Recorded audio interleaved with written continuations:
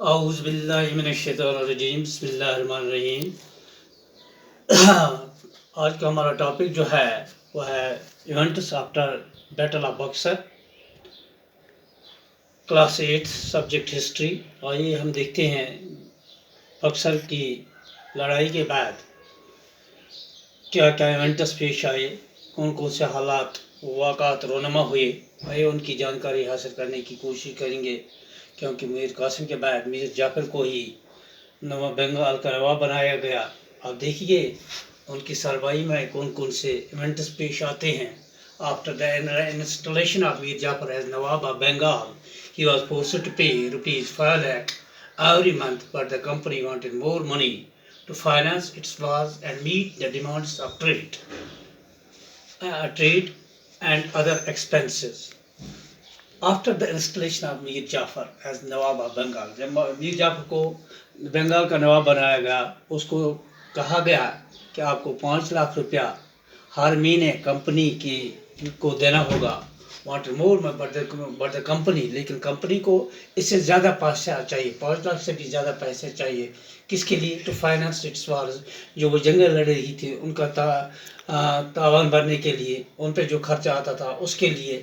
And meet the demands of trade and other expenses, اور جو trade وہ کر رہے تھے اور دوسرے خرچات جو تھے ان پہ ان کو زیادہ پیسہ خرچ ہوتا تھا، اس لیے کمپنی کو 5 لاکھ سے بھی زیادہ پیسوں کی ضرورت تھی۔ But by the time Mir Jafar died in 1765, the mood of the company had changed. No more puppet nawabs.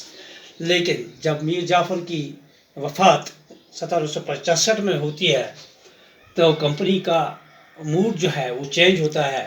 وہ اب سوچتے ہیں کہ ہمیں ایسے پپٹ نوابس نہیں چاہیے، اب ہمیں بذات خود یہاں حکومت کرنی چاہیے۔ Clive declared, we must indeed become nawabs ourselves۔ Lord Clive نے کہا کہ ہمیں یہاں کے نوابس خود ہونے چاہیے۔ Finally, in 1765, the Mughal emperor appoints the company as the Diwan of the provinces of Bengal۔ آخر کار 1765 عیسوی میں مغل امپرر جو تھے انہوں نے کمپنی کو دیوانی رائٹس دیے، بنگال کے ٹیکس کلیکٹ کرنے کے رائٹس دیے۔ This created the huge loss for India, its trade with India۔ اس نے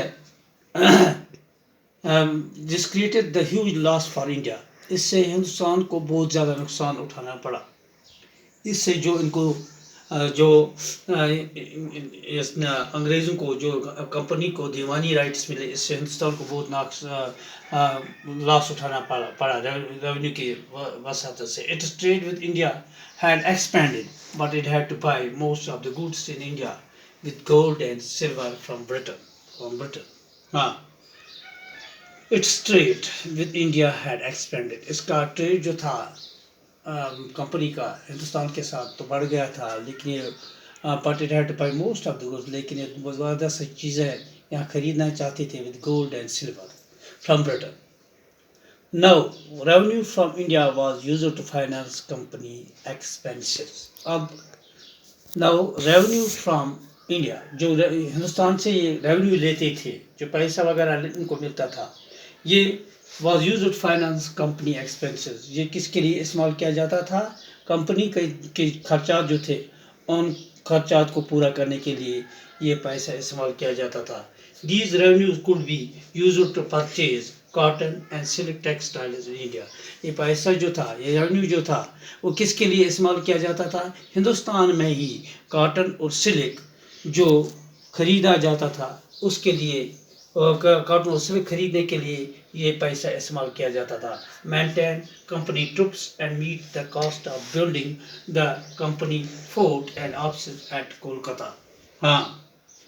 مینٹین کمپنی ٹروپس، کمپنی کی جو اپنی فوج تھی ان کا خرچہ بھی اسی ایکسپینسز سے، اسی انہی پیسوں سے یہ چلاتے تھے۔ And meet the cost of building, اور جو بلڈنگیں وغیرہ بناتی تھی کمپنی کے فورٹ کے، کمپنی کے قلعے وغیرہ، اور دوسرے آفسز جو بناتے تھے کلکتہ میں، ان پہ جو پیسہ خرچ ہوتا تھا وہ بھی اسی پیسے، وہ اس پہ بھی یہی پیسہ خرچ کیا جاتا تھا جو بنگال میں ان کو ٹیکس کی صورت میں ملتا تھا۔